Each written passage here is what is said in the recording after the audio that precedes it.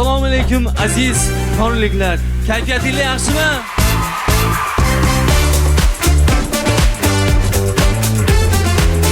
Ajoyib so'z ustasi, qiziqchi Iskandar Hamraqulovga beramiz. Gulduros qarsakili bo'lsin azizlar.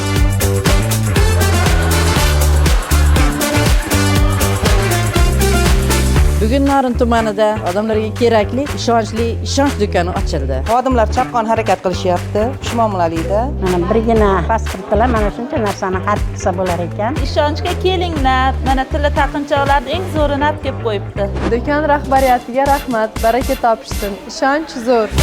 Albatta hozir bu yerda ajoyib bir sovg'alarimiz bor. Barchangizga ushbu yangi do'kon muborak bo'lsin deb qolamiz.